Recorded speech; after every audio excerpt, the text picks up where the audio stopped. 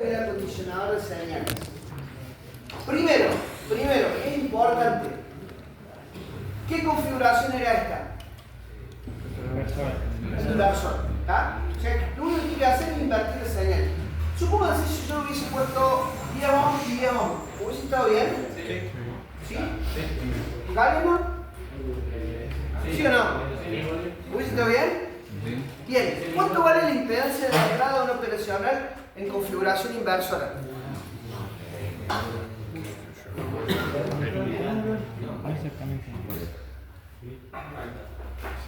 Alta.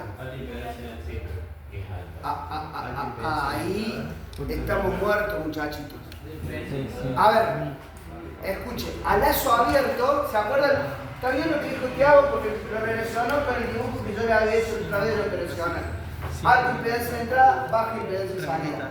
Pero, eso es cierto en todas las configuraciones menos en la inversora.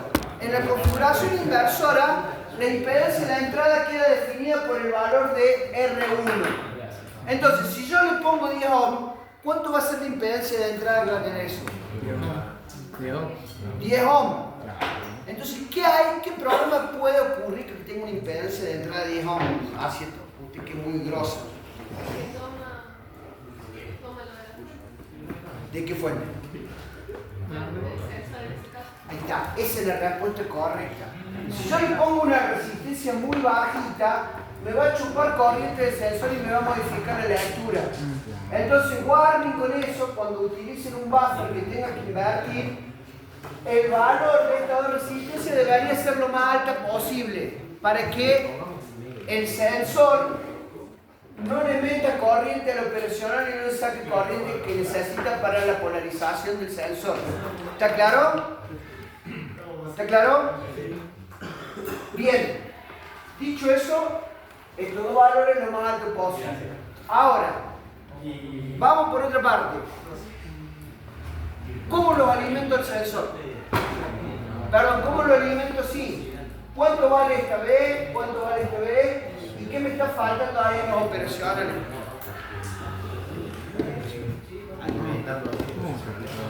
Sí.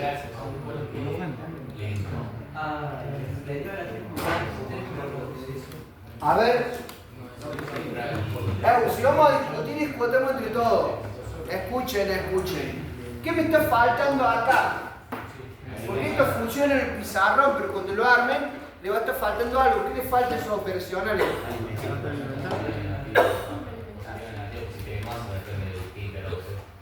Bueno, el guasito este me dice que acá le falta más B, menos B. Más B, menos B. Bueno, escuchen ahí una cuestión. Esto es una cuestión de diseño. Esto es una cuestión netamente de diseño. Generalmente, los amplificadores operacionales de instrumentación que se utilizan para este tipo de circuitos tienen que tener dos características. Primero, que tengan la mayor impedancia de entrada posible, y lo segundo que tienen que tener es que no tengan fuente partida, no sean con fuente partida. ¿Por qué? Porque generalmente los operacionales que trabajan con fuente partida son los operacionales que se usan para audio. Por ejemplo, el generador de señales que hicieron el año pasado con el profe Juan y con Gabriel. ¿Sí? Ese operacional sí tenía que tener una fuente partida para que amplifique la parte positiva y la negativa de la senoide. Entonces, este operacional no tiene que tener fuente partida. Tiene que ser una operación que se alimente entre positivo y masa y entre positivo y masa. ¿Estamos de acuerdo?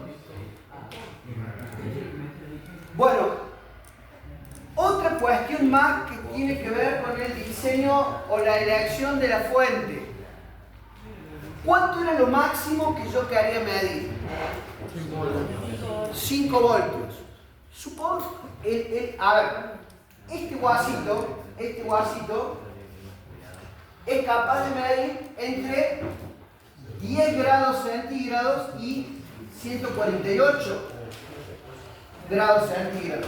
¿Sí? Ese era el rango dinámico del sensor. Ahora, lo que yo quería era un termómetro.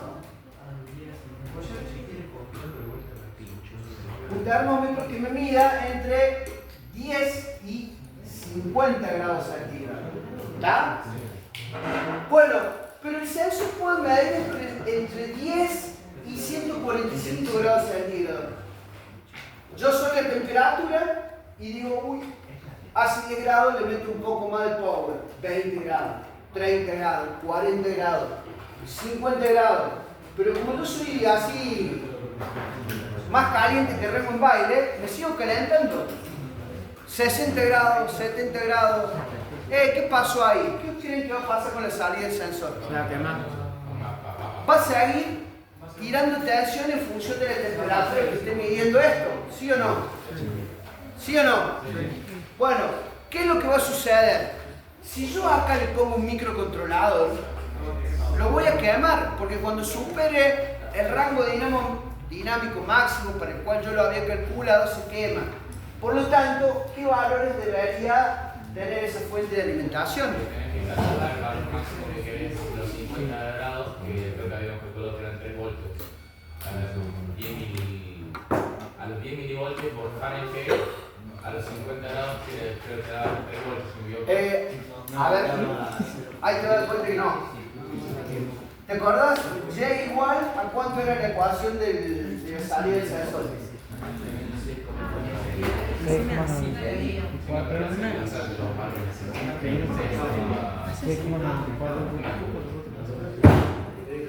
Rápido de afuera. Rápido de afuera. Vamos, van a ver si hay hormigas. Van a preguntarle a ¿cómo se llama la bici de Antonio si hace calor? Vamos, rápido. Rápido. ¿No te adhieron el traje? ¿Cuánto era la ecuación del sensor? A ver, muchachos, rajen afuera.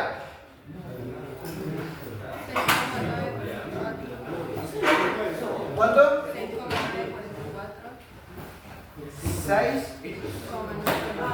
9,44.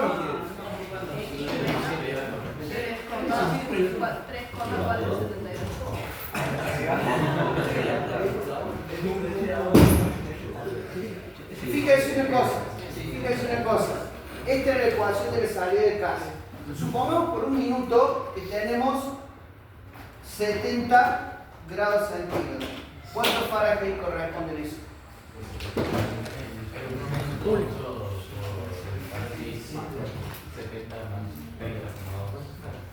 158. 158 Fahrenheit. 158 Fahrenheit. Bueno, 158 Fahrenheit, ¿a cuánto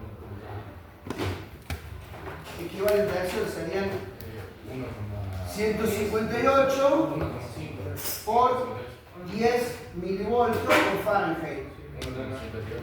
1,58. ¿Sí? O sea que en este punto, acá yo tendría 1,58. Bueno, si vos acá reemplazas 1,58 y resuelves esto, te va a dar la tensión que va a tener que salir de casa. ¿Cuánto da eso? Recuerde, aviso que esta es la ecuación de la salida de casa. O sea que si yo acá le meto 70 grados centígrados, voy a tener 158 Fahrenheit acá, que serían 1,58 voltios. Entonces a la salida va a corresponder esta ecuación.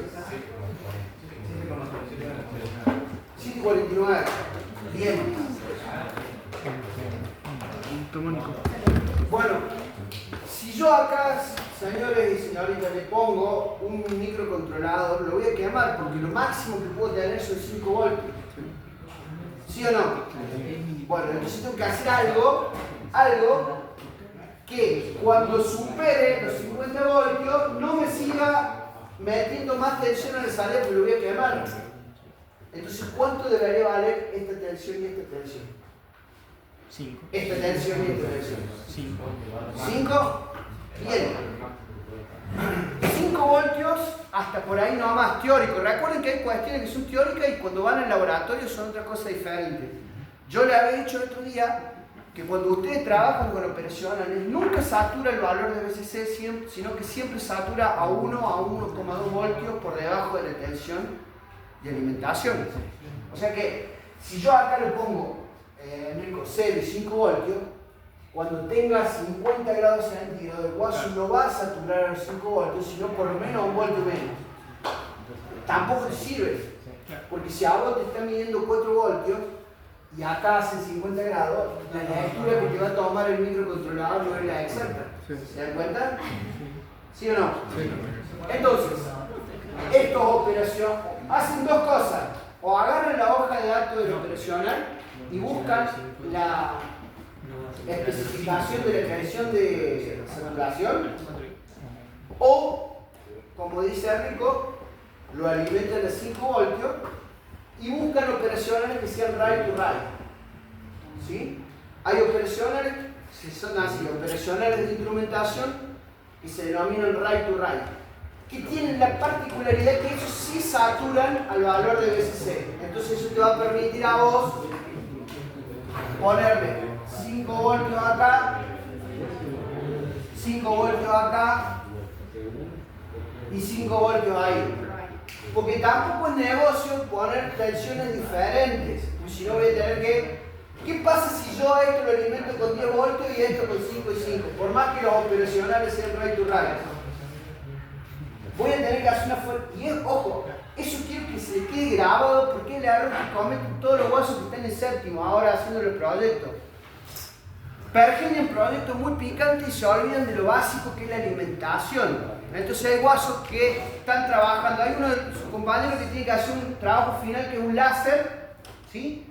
Que tiene un consumo de 2 amperes. Trabaja con 12 voltios, después hay una parte que trabaja con 24 y otra que trabaja con 12. Sí, más vale, vos venís acá, lo metés en Proteus, programan, todo joya. Pero cuando tienen que implementar eso, tienen que hacer 3 fuentes de alimentación. ¿Está? O sea, la alimentación es la primera parte de cualquier diseño. Yo diseño todo esto y tengo que tratar de que la fuente de alimentación que le dé energía a todos los dispositivos, tratar de que sea la misma para no tener que hacer 3 o 4 fuentes. ¿Se dan cuenta de eso? Bueno, eso quiero que se lo graben, así no cometen esa burrada del año que viene. Entonces, estos operacionales right to right, así se escribe right to right. R-A-Y, right to right. ¿Sí? Operacionales, por ejemplo, LM 393 es una operacional right to right. ¿Sí? Es una operacional right to right. Entonces yo le meto 5 voltios acá y tengo la certeza que, fíjense, ¿qué es lo que va a pasar? Cuando yo mida, cuando este guaso se siga calentando a 70 grados, ¿qué tensión voy a tener acá en la salida? 5 voltios. Se puede seguir calentando todo lo que sea y la tensión de salida van a ser 5 voltios. Entonces, ¿eso qué me va a permitir? Supónganse que yo acá pongo un microcontrolador que quiero que corte a los 50. Entonces, por más que siga aumentando todo lo que se le ocurra la tensión de salida, como acá siempre va a haber 5 voltios, el microprocesador o lo que se le ocurra poner de este lado va a cortar y va a mandar a apagar lo que genera calor porque ya llegó a la temperatura máxima. ¿Se dan cuenta? Sí. Por eso hay que poner operacionales que sean right to right, primero para no quemar la entrada del micro y después para mantener constante la salida. ¿Está claro? ¿Está claro? Bien. 5 voltios, 5 voltios, 5 voltios. ¿Y acá? 5 voltios. Bien, y nos falta calcular este guasito que está acá, RS. Y la B menos. ¿Cómo calculo RS? Que pierden un voltio. Si ustedes, otra cuestión que va a marcar la diferencia, que vamos a ser muy rompequinotos y lo seguimos siendo con el profe Gabriel, hay que agarrar la hoja de datos, señoritas y caballeros. Hay una especificación en la hoja de datos que dice así, I mínima 0,4 a 1 miliampere. ¿Qué significa eso? Eso significa la mínima corriente de ánodo-cátodo que me va a garantizar la regulación que yo calculé. ¿Estamos de acuerdo? La mínima corriente ánodo-cátodo que me va a garantizar la tensión que yo estimé. Entonces, fíjense una cosa, si yo tengo que calcular esta resistencia, la señorita Abiuso había dado la tecla. Fíjense, RS serían los 5 voltios menos los 3,472 dividido una corriente I. ¿Estamos? Esa corriente I va a ser la corriente que va a bajar por acá, que de acuerdo a la hoja técnica tiene que ser 1 mA, más la corriente que va a bajar por este divisor resistitivo. ¿Se dan cuenta?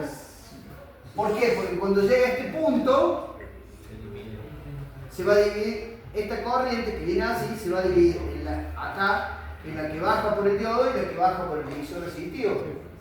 Igualmente, se me ocurre una escala de la continuidad pensando datos que tiene ese rango de valores entre 0,4 y 1 mA. Sí. El tema es que si varía un poco, por ejemplo, vuelve hasta 1 mA, pero en vez de 0,8. Siempre se le da un 10% más. Viste que te dije, en electrónica las cosas se hacen 10 veces más grandes, 10 veces más chicos. Entonces, acá está bueno el criterio que va a decir.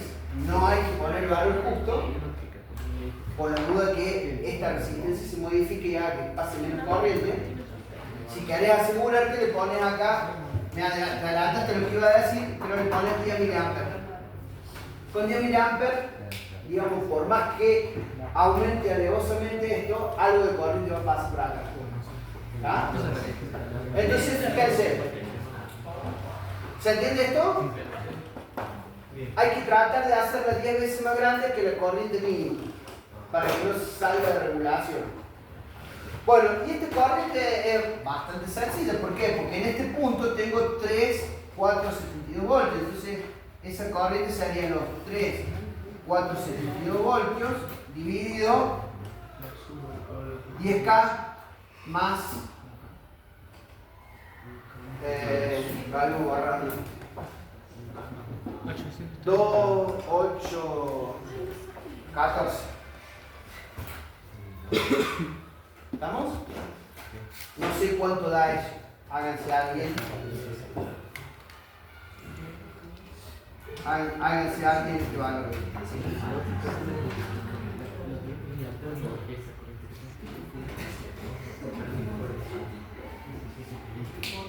Profe, 270 micro. Amperes. 271 micro. Entonces esto sería 10 miliamperes más 0,271 miliamperes. Esa sería la resistencia que colocan. Sí.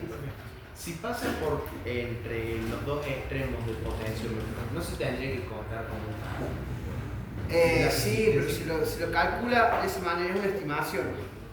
Es una pequeña estimación, dice eso. Bueno, ¿cuánto es la resistencia?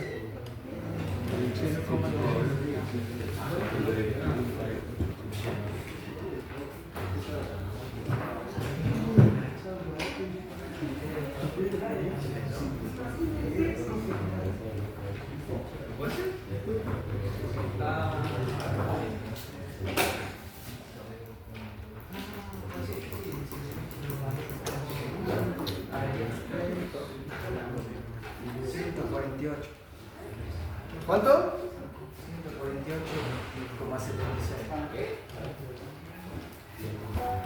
148,76. Bueno, le pones una de 150 ohms. A mí me dio sintaxis error. ¿Estamos de acuerdo? ¿Se entendió cómo se dimensiona la resistencia? Vuelvo a repetir, y lo dejo que salga en el recreo. Vuelvo a repetir, acá hay 3 cuestiones importantes. Primero, estas dos resistencias tienen que ser lo más alta posible para que no modifique la impedancia de entrada. O sea, no puede ser 10 ohms, sino tiene que ser de 10K para arriba. Segundo, tratar que todas las tensiones de alimentación sean las mismas. ¿Sí? Tratar de que todas las tensiones de alimentación sean las mismas. Y usar operacionales que sean right to right. ¿Estamos de acuerdo? Y como último, y ya los dejo ir al recreo, lo que se hace es en la alimentación, acá en la alimentación, más 5 voltios, se coloca un capacitor de 100 nanofaradios a masa para eliminar cualquier ruido que tenga la fuente de alimentación. ¿Estamos de acuerdo? Y se presupone, escuchen, esto también es importante, y se presupone que estos operacionales right to right que eligieron tienen una compensación de offset. ¿Se acuerdan que los operacionales tienen un offset? O lo compran que tenga un offset para ajustar el cero, y si no tiene offset, lo que se hace es se saca el paralelo entre estas dos resistencias y se le coloca una resistencia acá más. ¿Tá? Es muy común, por ejemplo, este no tiene ajuste de offset, entonces ustedes van a ver diseños que acá, por ejemplo, le ponen la resistencia de 5,6K y lo mismo acá.